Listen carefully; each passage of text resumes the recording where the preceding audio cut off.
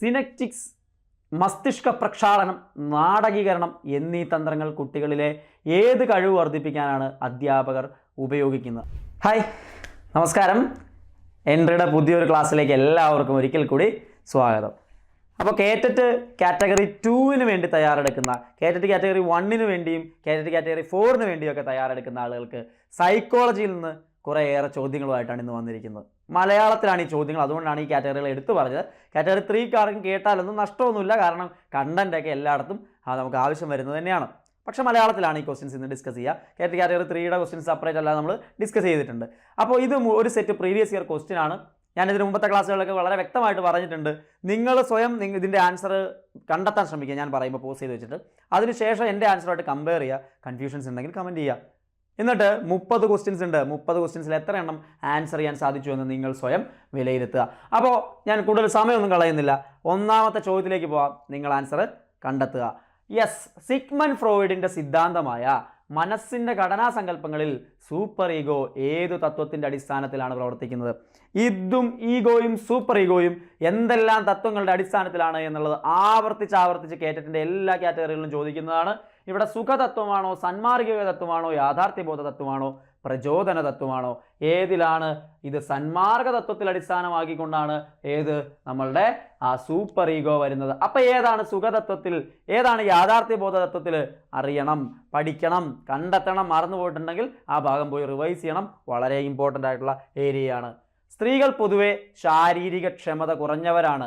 ഈ പ്രസ്താവന എന്തിനെ സൂചിപ്പിക്കുന്നു? ഇപ്പോൾ കേരളത്തിൻ്റെ 1ഉം 2ഉം 3ഉം കാറ്റഗറികളിലൊക്കെ, അല്ലെങ്കിൽ 4 കാറ്റഗറികളിലൊക്കെ ഒരു ക്വസ്റ്റ്യൻ എപ്പോഴും വരുന്നതാണ് ലിംഗനീതി, ലിംഗവ്യത്യാസം, ലിംഗ വിവേചനമൊക്കെ. അപ്പോൾ ഇവിടെ എന്താ? സ്ത്രീകൾ പൊതുവെ ശാരീരിക ക്ഷമത കുറഞ്ഞവരാണ്. അത് ലിംഗവിവേചനമാണോ, ലിംഗഭേദമാണോ, ലിംഗ സ്ഥിരരൂപമാണോ, ലിംഗസമത്വമാണോ? അത് ലിംഗ സ്ഥിരരൂപമാണ്. ഓപ്ഷൻ സി ആണ് ശരിയായിട്ടുള്ള ആൻസർ ആയിട്ട് വരുന്നത്. അടുത്ത ചോദ്യം നോക്കൂ. 1-ാം ക്ലാസ്സിൽ പഠിക്കുന്ന അഭിജിത്ത് അധ്യാപികയുടെ പാട്ട് കേട്ട് കരച്ചിൽ പെട്ടെന്ന് നിർത്തുകയും സന്തോഷം പ്രകടിപ്പിക്കുകയും ചെയ്തു. ശിശുവികാരങ്ങളുടെ ഏത് സവിശേഷതയാണ് ഇവിടെ പ്രകടമാകുന്നത്? കുട്ടികളുടെ പ്രത്യേകതകളുണ്ടല്ലേ, അതിലേതാണ് ഇവിടെ പ്രകടമായത്? തീവ്രതയാണോ, ചഞ്ചലതയാണോ, സംക്ഷിപ്തതയാണോ, വൈകാരിക ദൃഢതയാണോ? അപ്പോൾ പാട്ട് കേട്ട് കരച്ചിൽ പെട്ടെന്ന് നിർത്തി. അതുവരെ കരഞ്ഞുകൊണ്ടിരുന്നവൻ പെട്ടെന്ന് സന്തോഷിച്ചു. ചഞ്ചലതയാണ്, പെട്ടെന്ന് മാറിക്കളിക്കുകയാണല്ലേ. അവരുടെ വികാരങ്ങൾ എന്ന് പറയുന്നത് വളരെ പെട്ടെന്ന് മാറും, സ്ഥിരമല്ല, ചഞ്ചലമാണ്. അത് ഓപ്ഷൻ ബി ആണ് ശരിയായിട്ടുള്ള ആൻസർ ആയിട്ട് വരുന്നത്. 4-ാമത്തെ ചോദ്യം നോക്കൂ. ക്ലാസ്സിൽ അധ്യാപിക കടന്നു വരുമ്പോൾ എല്ലാ കുട്ടികളും എഴുന്നേറ്റ് നിൽക്കുന്നു. ഈ പ്രവൃത്തി ഏതു തരം ശ്രദ്ധയുമായി ബന്ധപ്പെട്ടതാണ്? സ്വേച്ഛപര ശ്രദ്ധ, ശീലാനുവർത്തിയായ ശ്രദ്ധ, സ്വേച്ഛപരമല്ലാത്ത നിർബന്ധിത ശ്രദ്ധ, സ്വേച്ഛപര നിർബന്ധിത ശ്രദ്ധ? ഏതാണ് ഇത്? സ്വാഭാവികമായിട്ടും ശീലാനുവർത്തിയായിട്ടുള്ള ശ്രദ്ധയാണല്ലേ. നമ്മുടെ ശീലമായിപ്പോൾ എഴുന്നേറ്റ് നിന്ന് നമ്മൾ എന്ത് പറയുക, എഴുന്നേറ്റ് നിന്നിട്ട് ഗുഡ് മോർണിംഗ് ഒക്കെ ചിലപ്പോൾ പറയും, അല്ലെങ്കിൽ ഒന്ന് കാണിക്കും. അത് തന്നെ സംഭവം, ശീലമാണ്, ശീലാനുവർത്തിയായ ശ്രദ്ധയാണ്. അടുത്ത 5-ാമത്തെ ചോദ്യം നോക്കൂ. ക്ലാസ്സിൽ ശാസ്ത്ര പ്രവർത്തനങ്ങൾ ചെയ്തുകൊണ്ടിരിക്കുന്ന ഗീതുവിൻ്റെ പ്രയാസം ബോധ്യപ്പെട്ട ശാരദ ടീച്ചർ വർക്ക്ഷീറ്റുകളും ചില മാതൃകകളും നൽകിയപ്പോൾ അവൾക്ക് എളുപ്പത്തിൽ ഉത്തരം കണ്ടെത്താൻ കഴിഞ്ഞു. ടീച്ചർ നൽകിയ കൈത്താങ്ങ് താഴെ കൊടുത്തിരിക്കുന്നതിൽ ഏത് വിലയിരുത്തലുമായി ബന്ധപ്പെട്ടതാണ്?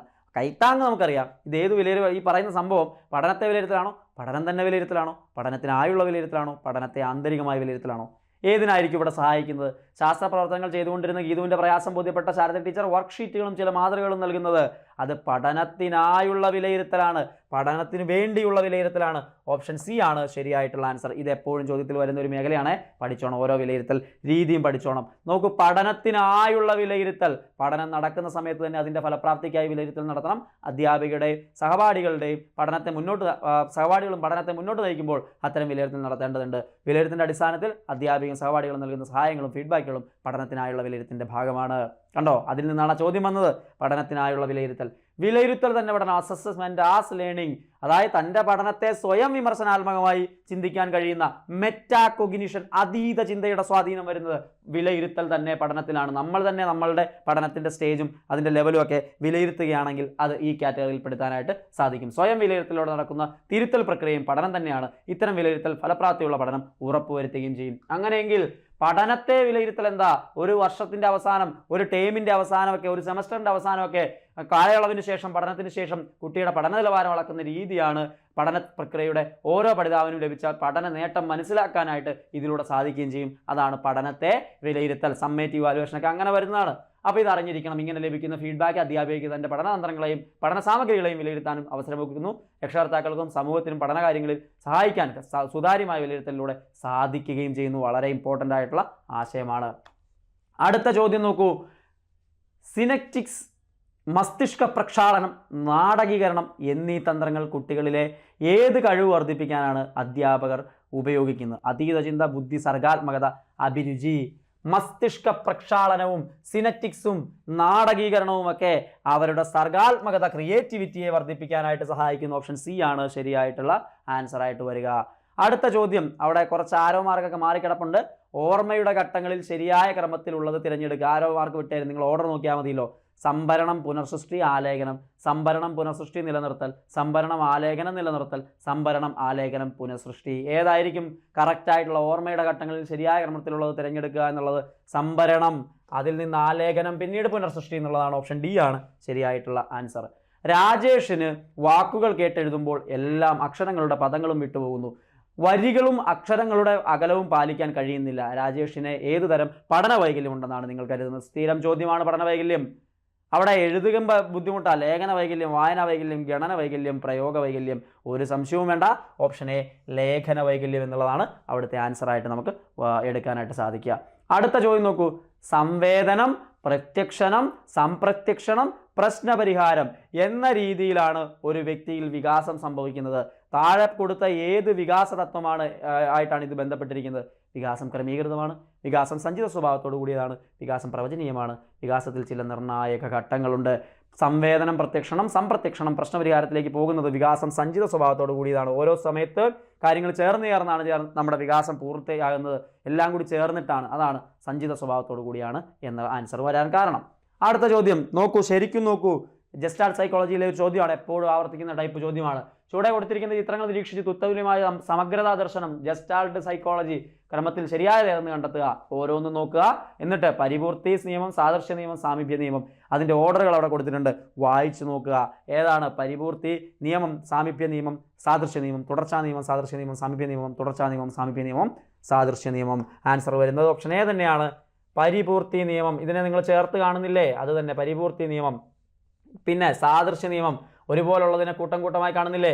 സാമീപ്യ നിയമം, അടുത്തിരിക്കുന്നതിനെ ചേർത്ത് ഇന്റർപ്രറ്റ് ചെയ്യുന്നില്ലേ? അത് തന്നെ ഓപ്ഷൻ എ ആണ് ശരിയായിട്ടുള്ള ആൻസറായിട്ട് അവിടെ വരുന്നത്.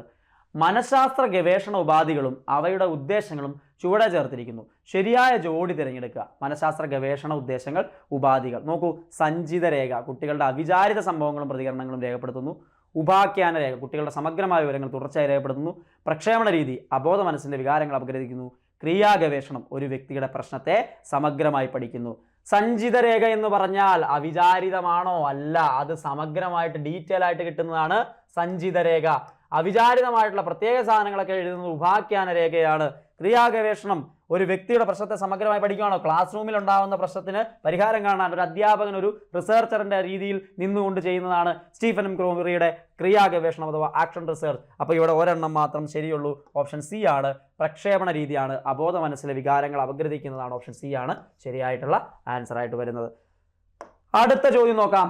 വൈകല്യമുള്ള ഓരോ കുട്ടിക്കും 18 വയസ്സ് പൂർത്തിയാകുന്നതുവരെ അനുയോജ്യമായ സൗജന്യ വിദ്യാഭ്യാസം ഉറപ്പുവരുത്തേണ്ടതാണ് എന്ന് ഉറപ്പു നൽകുന്ന നിയമം ഏതാണ്? Rehabilitation council of India act 1992, national trust act 1999, mental health act 1987, person with disability act PWD act 1995. ഏതാണ് ഇതിൻ്റെ ശരിയായിട്ടുള്ള ആൻസറായിട്ട് വരുന്നത്? ഇതിൻ്റെ ശരിയായിട്ടുള്ള ആൻസറായിട്ട് വരുന്നത് പേഴ്സൺ വിത്ത് ഡിസബിലിറ്റി ആക്ട് തന്നെയാണ്. വൈകല്യമുള്ള ഓരോ കുട്ടിക്കും 18 വയസ്സ് പൂർത്തിയാകുന്നതുവരെ അനുയോജ്യമായ സൗജന്യ വിദ്യാഭ്യാസം ഉറപ്പുവരുത്തുക PWD act 1995. Person with disability for protection of right, equal opportunities and full participation act 1995. ഭിന്നശേഷിക്കാരുടെ തുല്യ അവസരത്തിനും അവകാശ സംരക്ഷണത്തിനും പൂർണ്ണ പങ്കാളിത്തത്തിനുമുള്ള 1995 ആക്ടാണ് PWD ആക്ട്. വർഷം ചോദിക്കാറുണ്ട്. പ്രാബല്യത്തിൽ വരുന്നത് 1996 അതും ചോദിച്ചിട്ടുണ്ട് വർഷമായിട്ട്. ഇന്ത്യയിലെ ഭിന്നശേഷിക്കാരായവരുടെ ക്ഷേമത്തിനായി ഗവൺമെൻറ് തലത്തിൽ നടന്ന വിപ്ലവകരമായ മാറ്റമാണ് PWD ആക്ടിലൂടെ സംഭവിച്ചത്. 7 വിധത്തിലുള്ള വൈകല്യങ്ങളാണ് ഈ ആക്ടിൽ പരാമർശിച്ചിരുന്നത്. എന്നാൽ അതിനുശേഷം 2016 ഇതും ചോദ്യമായിട്ട് ചോദിച്ചിട്ടുണ്ട്. RPWD act, right the right of person with disability act എന്ന് പറയുന്ന നിയമം 2016 95 PWD ആക്ടിന് പകരം 2016 വന്നതാണ്. ഡിസംബറിൽ പാർലമെന്റ് പാസ്സാക്കിയതാണ് RPWD ആക്ട്. ഇതിൽ ഉൾപ്പെട്ടത് 21 തരം പരിമിതികളാണ് എന്നുകൂടി മനസ്സിലാക്കാം. മറ്റേത് 7 എണ്ണമായിരുന്നു, ഇപ്പോൾ 21 മാറ്റിയിട്ടുണ്ട്. 13ാമത്തെ ചോദ്യത്തിലേക്ക് പോവാം. എറിക്സന്റെ അഭിപ്രായത്തിൽ 3 വയസ്സ് മുതൽ 6 വയസ്സ് വരെ ഉള്ള കുട്ടി ഏത് പ്രതിസന്ധിയിലൂടെയാണ് കടന്നു പോകുന്നത്? മുൻകൈയെടുക്കൽ വസ് കുറ്റബോധം, സ്വയാശ്രയത്വം വസ് ജാള്യതയും സംശയവും, ഊർജ്ജസ്വലതയും അപകർഷതയും, വിശ്വാസം അവിശ്വാസം. 3 വയസ്സ് മുതൽ 6 വയസ്സ് വരെ എന്ന് പറയുമ്പോൾ ആള് മുൻകൈയെടുക്കലും കുറ്റബോധവും എന്ന് പറയുന്ന സ്റ്റേജിലൂടെയാണ് കടന്നു പോകുന്നത് എന്നറിയണം. അടുത്ത ചോദ്യം നോക്കൂ. എല്ലാ മാനസിക പ്രവർത്തനങ്ങളും ക്രമത്തിലും ചിട്ടയോടും ചെയ്യുന്നു, വൈകാരിക അസ്വസ്ഥതയും പിരിമുറുക്കവും ബോധപൂർവം പരിഹരിക്കുന്നു എന്നീ പ്രസ്താവനകൾ ഏത് തരത്തിലുള്ള വ്യക്തിത്വത്തിൻ്റെ സവിശേഷതയാണ്? സാമൂഹിക വ്യക്തിത്വം, സാംസ്കാരിക വ്യക്തിത്വം, വൈകാരിക വ്യക്തിത്വം, പക്വ വ്യക്തിത്വം. ഏതാണ്? ആ 2 സെൻറ്റൻസ് വായിച്ചു കഴിയുമ്പോൾ നിങ്ങളുടെ മനസ്സിലേക്ക് വരുന്ന ആൻസർ, ആ ആൻസർ ശരിയാകണം. അത് പക്വ വ്യക്തിത്വമാണ്. ഓപ്ഷൻ ഡി ആണ് ശരിയായിട്ടുള്ള ആൻസറായിട്ട് വരുന്നത്. എല്ലാ മാനസിക പ്രവർത്തനങ്ങളെയും ക്രമത്തിലും ചിട്ടയോടും ചെയ്യുന്നു, വൈകാരിക അസ്വസ്ഥതയും പിരിമുറുക്കവും ബോധപൂർവം പരിഹരിക്കുന്നു എന്നുള്ളത് പക്വ വ്യക്തിത്വത്തിൻ്റെ ഉദാഹരണമായിട്ട് കാണാം. 15ാമത്തെ ചോദ്യം നോക്കൂ. താഴെ കൊടുത്തതിൽ പഠിതാക്കളെ പ്രചോദിപ്പിക്കുന്നതിന് ഉപയോഗിക്കാവുന്ന തന്ത്രങ്ങളിൽ പെടാത്തതേത്? പഠനാനുഭവങ്ങൾ കുട്ടികളുടെ കഴിവിനും താല്പര്യത്തിനും അനുസരിച്ച് ശിശു സൗഹൃദമായിരിക്കണം, കഴിവിനുപരി ആയിട്ടുള്ള ലക്ഷ്യങ്ങൾ ചിട്ടപ്പെടുത്തുക, പുതുമയുള്ള പ്രവർത്തനങ്ങൾ നൽകുക, ദൈനംദിന ജീവിതവുമായി പഠനത്തെ ബന്ധിപ്പിക്കുക. ഏതാണ് ശരിയായിട്ടുള്ള ആൻസർ? കഴിവിന് ഉപരി ആയിട്ടുള്ള ലക്ഷ്യങ്ങൾ ചിട്ടപ്പെടുത്തുകയാണ്. ഓപ്ഷൻ ബി ആണ് ശരിയായിട്ടുള്ള ആൻസർ. അതായത് പഠിതാക്കളെ പ്രചോദിപ്പിക്കുന്നതിന് ഉപയോഗിക്കാവുന്ന തന്ത്രങ്ങളിൽ പെടാത്തതേത് എന്നുള്ളതാണ്. ബാക്കി എല്ലാം അവിടെ വരുന്നുണ്ട്. ഓപ്ഷൻ ബി ആണ് പറ്റാത്തത്. 16ാമത്തെ ചോദ്യം നോക്കൂ. താഴെ കൊടുത്തവയിൽ പഠന വൈകല്യത്തിന് കാരണമായതിൽ പെടാത്തത്? പാരമ്പര്യ ഘടകങ്ങൾ, അതേപോലെ മാനസിക ഘടകങ്ങൾ, പാരിസ്ഥിതിക ഘടകങ്ങൾ. ഇവയൊന്നുമല്ല. ഏതാണ്? ഇവയൊന്നുമല്ല. അതായത് പഠന വൈകല്യത്തിന് കാരണമായതിൽ പെടാത്തതെന്നുള്ളതാണ്. ഇതെല്ലാം പെടും. പാരമ്പര്യ ഘടകങ്ങൾ വരാം, മാനസിക ഘടകങ്ങൾ വരാം, പരിസ്ഥിതിക ഘടകങ്ങളും വരാം. അതുകൊണ്ടാണ് അങ്ങനെ ഒരു ക്വസ്റ്റ്യൻ വന്നത്. കുറച്ച് കൺഫ്യൂസിങ് ക്വസ്റ്റ്യൻ തന്നെ ആയിരുന്നു കേട്ടോ. ന്യൂറോളജിക്കൽ ഇഷ്യൂക്കാണ് പ്രധാനമായിട്ടും അതിന് കാരണം. പക്ഷേ ആ ക്വസ്റ്റ്യൻ ഇതിന് മുമ്പ് ചോദിച്ചിട്ടുള്ളതാണ്. സീബ്ര വരകളിലൂടെ മാത്രം റോഡ് മുറിച്ച് കടക്കുക, ഉപയോഗശൂന്യമായ വസ്തുക്കൾ കുപ്പത്തൊട്ടികളിൽ നിക്ഷേപിക്കുക തുടങ്ങിയ നിയമങ്ങൾ അനുസരിക്കുന്ന കുട്ടി കോൾബർഗിന്റെ സാമൂഹ്യ വികാസ സിദ്ധാന്ത പ്രകാരം ഏത് സ്റ്റേജിലാണ്? ലോറൻസ് കോൾബർഗിന്റെ സ്റ്റേജസ് പഠിക്കണം, ഇമ്പോർട്ടൻ്റ് ആണ്. സാമൂഹിക വ്യവസ്ഥ, നിയമപരം, ശിക്ഷയും അനുസരണയും, സർവ്വജനീയ സദാചാരത്വം, സാമൂഹിക സുസ്ഥിതി പാലനം. ഏതാണ്? സാമൂഹിക സുസ്ഥിതി പാലനമാണ്. ഓപ്ഷൻ ഡി ആണ് ശരിയായിട്ടുള്ള ആൻസറായിട്ട് വരുന്നത്. 18ാമത്തെ ചോദ്യം നോക്കൂ. ഇംഗ്ലീഷ് അധ്യാപകനെ പേടിച്ചാണ് സുരേഷ് 4ാം ക്ലാസ്സിൽ ഇംഗ്ലീഷ് പഠിച്ചത്. 6ാം ക്ലാസ്സിലെത്തിയ സുരേഷിന് 4ാം ക്ലാസ്സിൽ പഠിപ്പിച്ച അതേപോലുള്ള ഇംഗ്ലീഷ് അധ്യാപകൻ പഠിപ്പിക്കാനെത്തിയപ്പോൾ ഭയം കൂടി വന്നു. പാവ്ലോവിൻ്റെ പ്രധാന ആശയങ്ങൾ ഏതുമായി ഈ അനുഭവം ബന്ധപ്പെട്ടിരിക്കുന്നു? ചോദക സാമാന്യവൽക്കരണം, പുനഃപ്രാപ്തി, വിലോപം, ചോദക പ്രബലനം. ഏതാണ്? വായിച്ചു നോക്കുമ്പോൾ നിങ്ങൾക്ക് അതിൻ്റെ ആൻസർ കിട്ടണം. പലപ്പോഴായിട്ട് ഞാൻ ചോദ്യപ്പെട്ടിയിൽ അങ്ങനത്തെ കാര്യങ്ങളൊക്കെ ഡിസ്കസ് ചെയ്തിട്ടുള്ള ഒരു സെറ്റ് ക്വസ്റ്റ്യനകത്ത് വന്നിട്ടുള്ളതാണ്. ഇത് കേറ്ററ്റിൻ്റെ പ്രീവിയസ് ഇയർ ക്വസ്റ്റ്യൻ ആണ്. തീർച്ചയായിട്ടും അത് ചോദക സാമാന്യവൽക്കരണമാണ്. ചോദക സാമാന്യം, അതായത് ഇംഗ്ലീഷ് അധ്യാപന പേടിയായിരുന്നു. അപ്പോൾ അതേപോലെ തന്നെ സമാനമായിട്ടുള്ള ഒരെണ്ണം വന്നപ്പോൾ അതിനോട് പേടി തോന്നുന്നു എന്നുള്ളത് ചോദന സാമാന്യവൽക്കരണമാണ്. വളരെ ഇമ്പോർട്ടൻ്റ് ആയിട്ടുള്ള ഒരു കൺസെപ്റ്റാണ്. നമ്മുടെ ആ തിയറികളിൽ പറഞ്ഞാൽ വളരെ പ്രാധാന്യത്തോടുകൂടി നമ്മൾ പഠിക്കുന്നതാണ്, ഇമ്പോർട്ടൻ്റ് ആണ്. അപ്പോൾ പിയാഷയുടെയും സ്കിന്നറുടെയും ബ്രൂണറുടെയൊക്കെ തിയറികൾ അകത്തേക്ക് ഇറങ്ങി ഡീറ്റെയിൽ ആയിട്ട് പഠിക്കേണ്ടതായിട്ടുണ്ട്. സാമൂഹ്യമായ സാഹചര്യങ്ങളോട് ഇടപഴകുന്നതിന് കുട്ടിയെ സഹായിക്കുന്ന പ്രധാനപ്പെട്ട സാംസ്കാരിക ഉപകരണങ്ങൾ എന്ന് വൈഗോസ്കി വ്യക്തമാക്കുന്ന എന്തെല്ലാം? പഠനോപകരണങ്ങളും മാനസിക ഉപകരണങ്ങളും, ഭൗതിക ഉപകരണങ്ങളും മാനസിക ഉപകരണങ്ങളും, മാനസിക ഉപകരണങ്ങളും സാമൂഹ്യ ഉപകരണങ്ങളും, ഭൗതിക ഉപകരണങ്ങളും സാമൂഹ്യ ഉപകരണങ്ങളും. അത് വൈഗോസ്കി പറയുന്നത് വരാം. സാമൂഹ്യമായ സാഹചര്യങ്ങളോട് ഇടപഴകുന്നതിന് കുട്ടിയെ സഹായിക്കുന്ന പ്രധാനപ്പെട്ട സാംസ്കാരിക ഉപകരണങ്ങളായിട്ട് ഭൗതിക ഉപകരണങ്ങളും മാനസിക ഉപകരണങ്ങളുമാണ് അദ്ദേഹം പറഞ്ഞു വയ്ക്കുന്നത്. 20ാമത്തെ ചോദ്യം നോക്കാം. ആശയങ്ങൾ സ്വായത്തമാക്കലാണ് പഠനം. പഠനത്തിൻ്റെ അടിസ്ഥാനം ആശയ രൂപീകരണമാണ്. പഠനം ഒരു സാമൂഹ്യ പ്രക്രിയയാണ് എന്നീ ആശയങ്ങൾ മുന്നോട്ട് വെച്ച മനഃശാസ്ത്രജ്ഞരാണ്? പിയാഷെ, വൈഗോസ്കി, ചോംസ്കി, ജെറോമിസ്, ബ്രൂണർ. കണ്ടോ, എല്ലാവരുടെയും ആശയങ്ങളിൽ നിന്ന് ചോദ്യങ്ങൾ വരുന്നു. എല്ലാവരെക്കുറിച്ചും അവരുടെ തിയറികളെക്കുറിച്ചും വിശദമായിട്ട് തന്നെ പറഞ്ഞിരിക്കണം. ഇവിടെ ജെറോമിസ് ബ്രൂണറിൻ്റെ ആശയത്തിൽ നിന്നാണ് ആ ചോദ്യം വന്നിരിക്കുന്നത്. ഓപ്ഷൻ ഡി ആണ് ശരിയായിട്ടുള്ള ആൻസറായിട്ട് വരിക. ചുവടെ കൊടുത്തിരിക്കുന്നവയിൽ പ്രശ്നപരിഹരണ ഘട്ടത്തിൽ പെടാത്തതേത്? പ്രശ്നപരിഹരണ ഘട്ടത്തിൽ പെടാത്തത്: പ്രശ്നം നിർവചിക്കൽ, പ്രശ്നത്തിൻ്റെ മൂല്യനിർണ്ണയം, പ്രശ്നം തിരിച്ചറിയൽ, പരികൽപ്പനയുടെ രൂപീകരണം. പ്രശ്നം തിരിച്ചറിയൽ, നിർവചിക്കലും തിരിച്ചറിയലും പരികൽപ്പനയുടെ രൂപീകരണമൊക്കെ വരുമ്പോൾ പ്രശ്നത്തിൻ്റെ മൂല്യനിർണ്ണയം എന്ന് പറയുന്ന ഒരു ആശയം അവിടെ വരില്ല. ഓപ്ഷൻ ബി ആണ് ചുവടെ കൊടുത്തിരിക്കുന്നവയിൽ പ്രശ്നപരിഹരണ ഘട്ടത്തിൽ പെടാത്തത് എന്ന് മനസ്സിലാക്കുക. ഓപ്ഷൻ ബി ആണ് അവിടുത്തെ ആൻസറായിട്ട് വരുന്നതും. അടുത്ത ചോദ്യത്തിലേക്ക് പോവാം. പരിസ്ഥിതിയെ തനിക്ക് ഇഷ്ടപ്പെട്ട രൂപത്തിൽ മാറ്റുന്നതിന് അറിവ് പ്രയോഗിക്കാനുള്ള കഴിവാണ് IQ എങ്കിൽ EQ എന്താണ്? IQവും EQവും ഇൻ്റലിജൻസ് കോഷ്യൻസും ഇമോഷണൽ കോഷ്യൻസും എന്താണ്?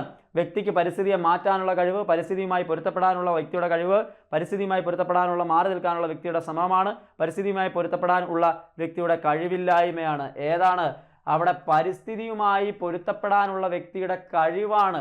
തനിക്ക് ഇഷ്ടപ്പെടുന്ന രൂപത്തിൽ മാറ്റുന്നത് ഐക്യുവെങ്കിൽ പൊരുത്തപ്പെടാൻ കഴിയുന്നത് വൈകാരികമായിട്ട് സാധിക്കുമ്പോഴാണ്. അതാണ് EQ എന്ന് പറയുന്നത്.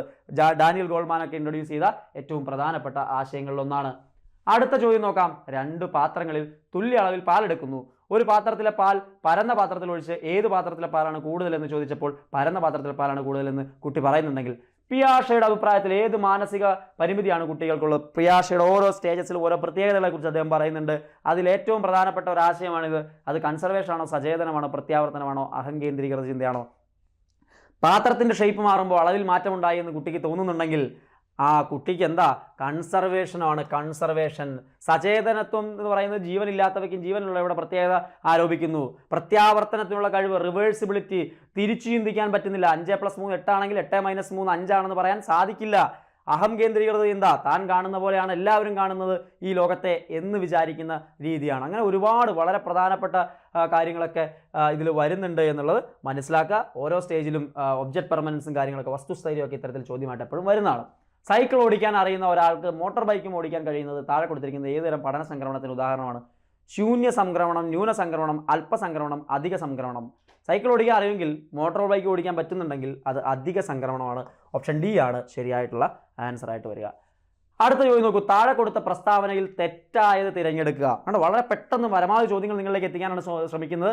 നിങ്ങൾക്ക് എത്രയാണ് ശരിയാവുന്നുണ്ടെന്ന് നിങ്ങൾ വിലയിരുത്തുക. ഏതാണ് കിട്ടാത്തത് ആ ടോപ്പിക്കിനെ വീണ്ടും വീണ്ടും പോയിട്ട് റിവൈൻഡ് ചെയ്യാൻ ശ്രമിക്കുക. ഒരിക്കൽ കൂടി ഉറപ്പിക്കുന്നു. 25ാമത്തെ ചോദ്യത്തിൽ ആശയങ്ങളിലും പ്രവർത്തനങ്ങളിലും മൗലികത പ്രകടിപ്പിക്കുന്നു. പ്രതിപാദന. IQ 70-ൽ താഴെ ആയതിനാൽ സാധാരണ പ്രവർത്തനങ്ങൾ ചെയ്യുന്നതിന് ബുദ്ധിമുട്ട് അനുഭവപ്പെടുന്നു. മാനസിക വെല്ലുവിളി നേരിടുന്നവർ. സമപ്രായക്കാർ IQ കുറവായിരിക്കും മന്ദപഠിതാക്കൾ. ആത്മബോധവും പ്രകടനപരതയും വളരെ കുറഞ്ഞവർ ആയിരിക്കും ശേഷിക്കൊത്ത നേട്ടം കൈവരിക്കാത്തവർ. ഇതിലേതാണ് തെറ്റായിട്ടുള്ള തിരഞ്ഞെടുക്കാൻ പറഞ്ഞിരിക്കുന്നത്? സമപ്രായക്കാരേക്കാൾ IQ കുറവായിരിക്കും മന്ദപഠിതാക്കൾ എന്ന് പറയാൻ പറ്റില്ല. അങ്ങനെ നമുക്ക് പറയാൻ പറ്റില്ലല്ലോ. സമപ്രായക്കാർക്ക് IQ കുറവായിട്ടുള്ള ആളാണ് മന്ദപഠിതാക്കൾ എന്ന് പറയാൻ പറ്റത്തില്ല. ബാക്കിയെല്ലാം ശരിയല്ലേ. ആശയങ്ങളിലും പ്രവർത്തനങ്ങളിലും മൗലികത പ്രകടിപ്പിക്കുന്നതാണ് പ്രതിപാദനയുടെ. IQ 70-ൽ താഴെ ആയതിനാൽ സാധാരണ പ്രവർത്തനങ്ങൾ ചെയ്യുന്നതിന് ബുദ്ധിമുട്ട് അനുഭവപ്പെടുന്ന മാനസിക വെല്ലുവിളി നേരിടുന്നവർ. ആത്മബോധവും പ്രകടനപരതയും വളരെ കുറഞ്ഞവരായിരിക്കും ശേഷിക്കാത്ത നേട്ടം കൈവരിക്കാത്തവർ. ബാക്കി അപ്പോൾ ഇത് മാത്രമേ നമുക്കതിനകത്ത് മോസ്റ്റ് സ്യൂട്ടബിൾ ആയിട്ട് എടുക്കാൻ പറ്റൂ. പ്രത്യേക പരിഗണന അർഹിക്കുന്ന കുട്ടികൾക്ക് പഠന പ്രവർത്തനങ്ങൾ ആസൂത്രണം ചെയ്ത് നടപ്പിലാക്കുന്നതിനുള്ള പരിഗണനകളിൽ പെടാത്തത്? എല്ലാ കുട്ടികൾക്കും ഒരേ മാതൃകയിലുള്ള പ്രവർത്തനങ്ങൾ നൽകണം. പഠന പ്രവർത്തനങ്ങളിൽ അനുരൂപീകരണം നൽകണം. പരിഹാര പ്രവർത്തനങ്ങളിലും പോഷണ പ്രവർത്തനങ്ങളിലും നൽകണം. ഇന്ദ്രിയാധിഷ്ഠിത പഠന സമീപനത്തിൻ്റെ അടിസ്ഥാനത്തിൽ പ്രവർത്തനങ്ങൾ ആസൂത്രണം ചെയ്യണം. ഇവിടെ ഒരെണ്ണം വരത്തില്ല.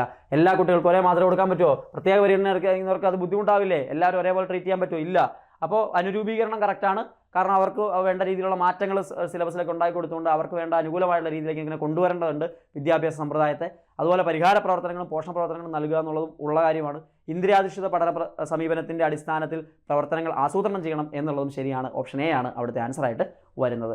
അടുത്ത ചോദ്യം 27ാമത്തെ ചോദ്യം. കാതറിൻ ബ്രിഡ്ജസിൻ്റെ വൈകാരിക വികാസ സിദ്ധാന്തത്തിൽ പ്രകാരം കുട്ടികൾ 6 മാസമാകുമ്പോൾ വികാരങ്ങൾ പ്രകടിപ്പിച്ചു തുടങ്ങുന്നത് അവ ഏതെല്ലാം?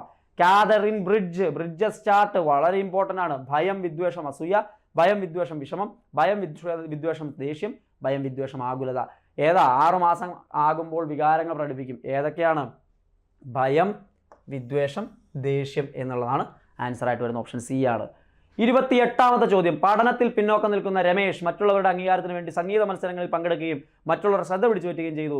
രമേശിൻ്റെ ഈ പ്രവൃത്തി ഏത് പ്രതിരോധ തന്ത്രമാണ്? പ്രതിരോധ തന്ത്രത്തിൽ നിന്ന് ഒരു ചോദ്യം ഉറപ്പാന്നേ. ഒരു ചോദ്യം ഉറപ്പായിട്ടും ചോദിക്കും. അത് പ്രക്ഷേപണമാണോ, യുക്തീകരണമാണോ, ഉദാത്തീകരണമാണോ, അനുപൂരണമാണോ? ഒരു മേഖലയിലുള്ള പോരായ്മ മറ്റൊരു മേഖലയിലെ കഴിവ് തെളിയിച്ചുകൊണ്ട് കൊണ്ടുവരികയാണെങ്കിൽ അത് കോമ്പൻസേഷൻ അഥവാ അനുരൂപീകരണം. അനുപൂരണം എന്നുള്ളതാണ്. അനുരൂപീകരണം മറ്റേതിനകത്ത് വരുന്നതാണ്. അതായത് സിലബസൊക്കെ ബുദ്ധിമുട്ടുള്ള കുട്ടികൾക്ക് വേണ്ടിയിട്ട് അനുകൂലമാക്കി മാറ്റുന്ന രീതിയാണ്. ഇത് അനുപൂരണമാണ്, കോമ്പൻസേഷനാണ്. 29ാമത്തെ ചോദ്യം. വിദ്യാലയങ്ങളിലെ ക്ലബ്ബ് പ്രവർത്തനങ്ങൾ, ആശുപത്രികളിലും അനാഥാലയങ്ങളിലും സന്ദർശിക്കൽ തുടങ്ങിയ പ്രവർത്തനങ്ങൾ ഏതുതരം ബഹുമുഖ ബുദ്ധിയുമായി ബന്ധപ്പെട്ടിരിക്കുന്നു? ദൃശ്യസ്ഥലപര ബുദ്ധി, പ്രകൃതിപരമായ ബുദ്ധി, വ്യക്തിയാന്തര ബുദ്ധി, ആന്തരിക വ്യക്തി ബുദ്ധി. അപ്പോൾ ഹൊവാർഡ് ഗാർഡനറുടെ മൾട്ടിപ്പിൾ ഇൻ്റലിജൻസ് അത് വർദ്ധിപ്പിക്കാൻ ചെയ്യാവുന്ന ക്ലാസ് റൂം പ്രവർത്തനങ്ങൾ, അതിൽ ഈ വായിക്കുന്നതിൽ നിന്ന് ഏതിലേക്കാണ് നമുക്ക് എത്താനായിട്ട് സാധിക്കുക? അവിടെ നമുക്ക് വ്യക്തിയാന്തര ബുദ്ധി, മറ്റുള്ള മനുഷ്യരെ മനസ്സിലാക്കാൻ, തൻ്റെ സമൂഹത്തിൽ ജീവിക്കുന്ന മറ്റുള്ള മനുഷ്യരെ മനസ്സിലാക്കാനുള്ള കഴിവ്, വ്യക്തിയാന്തര ബുദ്ധി, അത് വളരാനായിട്ട് ക്ലബ്ബ് പ്രവർത്തനങ്ങളും ഇത്തരത്തിലുള്ള ആക്ടിവിറ്റീസും സഹായിക്കും. വളരെ സിമ്പിളായിട്ട് ഓർത്തിരിക്കാവുന്ന ചോദ്യം തന്നെയാണ്. 30ാമത്തെ ചോദ്യം, എബ്രഹാം മാസ്ലോയുടെ ആവശ്യങ്ങളുടെ ശ്രേണിയിൽ സ്നേഹവുമായി ബന്ധപ്പെട്ട ആവശ്യങ്ങൾക്ക് മുമ്പുള്ള ആവശ്യങ്ങൾ ഏതെല്ലാം? ശാരീരികം, അഭിമാനം, സുരക്ഷ, ശാരീരികം, അഭിമാനം, ആത്മസാക്ഷാത്കാരം. ഏതാണ് എബ്രഹാം മാസ്ലോയുടെ പഠിക്കണം, ഹയറാർക്കി പഠിക്കണം. സുരക്ഷ, ശാരീരികം ആവശ്യങ്ങളാണ് അവിടെ വരുന്നത്. ആൻസർ ആയിട്ട് വരുന്ന ഓപ്ഷൻ സി ആണ് ശരിയായിട്ടുള്ള ആൻസർ. അപ്പം 30 ചോദ്യങ്ങൾ നിങ്ങളിലേക്ക് എത്തിച്ചു. ഈ 30 ചോദ്യങ്ങളിൽ എത്ര എണ്ണത്തിന് ആൻസർ കിട്ടിയെന്ന് നിങ്ങൾ തന്നെ വിലയിരുത്തുക. 30ൽ നിങ്ങൾക്ക് 25ന് മുകളിലേക്ക് കിട്ടിയിട്ടുണ്ടെങ്കിൽ നിങ്ങൾക്ക് കട്ട് ഓഫ് കടക്കാനുള്ള ഒരു മൈലേജ് ഉണ്ട്, അല്ലെങ്കിൽ ആ ഒരു ലെവൽ ഉണ്ട്. ഇനി കുറവാണെങ്കിൽ അത് ഇമ്പ്രൂവ് ചെയ്യാനുള്ള സമയമാണ്. ഏത് മേഖലയ്ക്കെന്നാണ് ആൻസർ തെറ്റായിട്ട് പോകുന്നത് അല്ലെങ്കിൽ നിങ്ങൾക്ക് മറന്നു പോയിട്ടുള്ളത്, ആ മേഖലയെ വീണ്ടും പോയി റിവൈൻഡ് ചെയ്യാനായിട്ട് ശ്രമിക്കുക. വീണ്ടും കൂടുതൽ ക്വസ്റ്റ്യൻസും കൂടുതൽ ക്ലാസ്സുകളുമായിട്ട് കാണാം. സോ കേറ്ററ്റ് നമ്മൾ എഴുതിയെടുത്തിരിക്കണം. എല്ലാവർക്കും അഭിനന്ദനങ്ങൾ, അല്ലെങ്കിൽ എല്ലാവർക്കും മുൻപേ അഭിനന്ദനങ്ങൾ നേരുന്നു, ആശംസകൾ നേരുന്നു. വീണ്ടും കാണാം. നന്ദി.